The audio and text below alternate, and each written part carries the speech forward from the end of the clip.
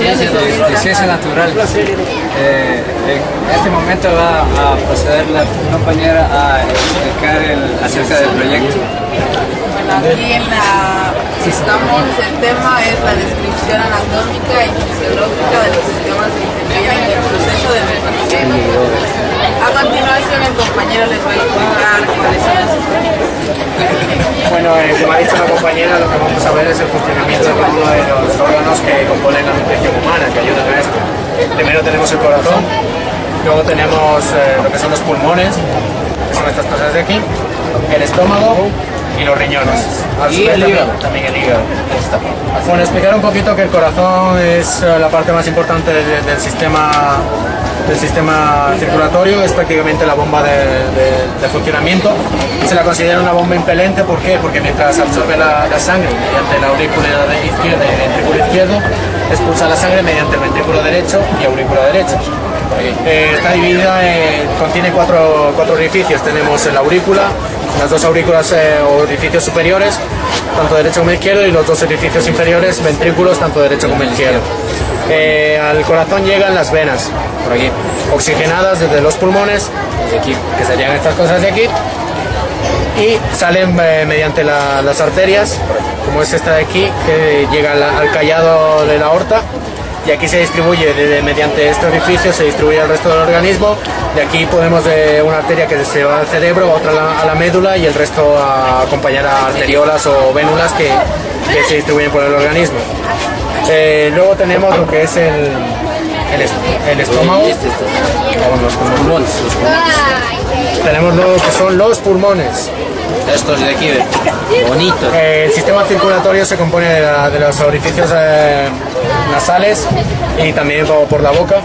Y a su vez tenemos esta membrana de aquí, junto con esta, que es la epiglotis, que nos ayuda a absorber, solo a captar el aire del exterior y a que no se quede ningún alimento o líquido aquí almacenado.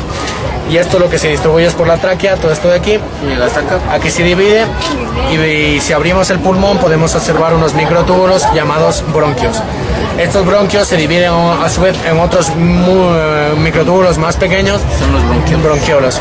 En los bronquiolos y los alveolos es donde se establece el intercambio gaseoso. La sangre capta el oxígeno del exterior y expulsa el CO2 maligno de nuestro interior del organismo. Luego tenemos a continuación lo que es la laringe y la faringe, que llevan los alimentos al estómago, que es esta cosita de aquí.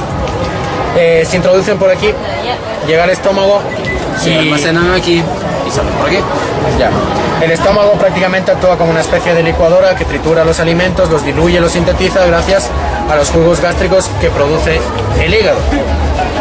Esta cosa de aquí. Nuestro hígado aproximadamente es de este tamaño. Es más o menos así. Dividido en 4 partes. Dividido en 4 partes: cara posterior, cara anterior, cara derecha y cara izquierda.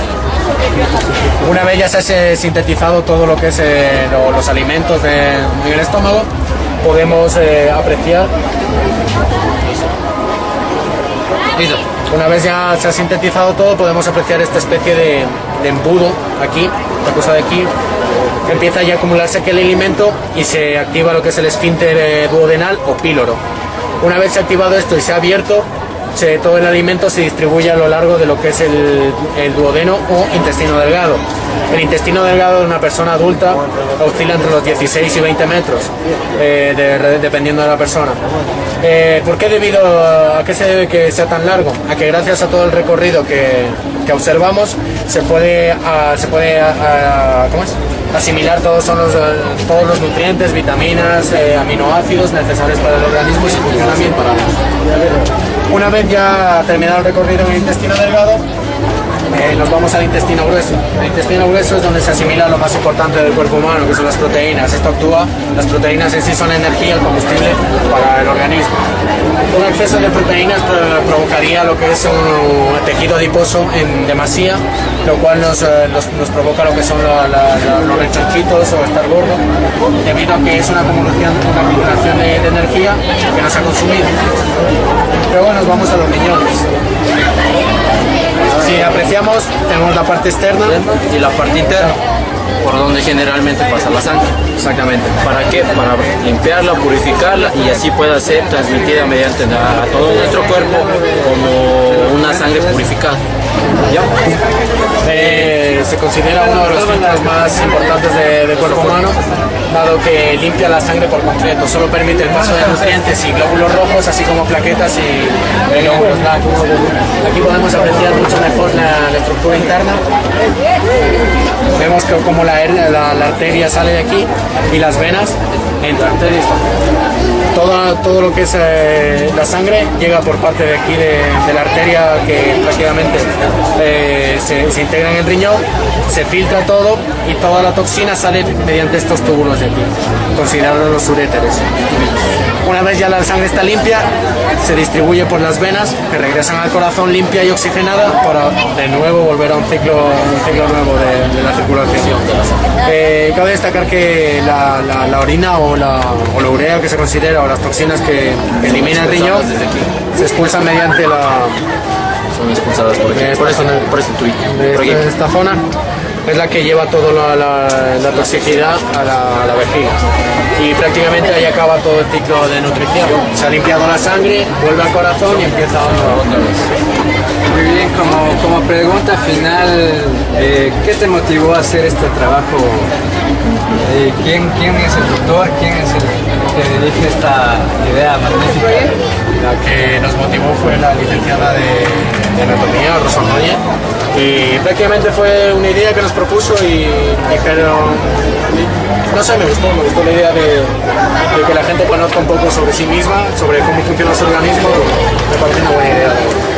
¿Qué es lo que más te impacta de este laboratorio que han hecho este proyecto? ¿Y de quién específicamente fue la idea de tus compañeros? La idea la elaboramos entre mi persona y la licenciada, y junto con los compañeros que también aportaron sus ideas para expresar un poco mejor cómo sería el funcionamiento de todos los órganos, y prácticamente la idea surgió de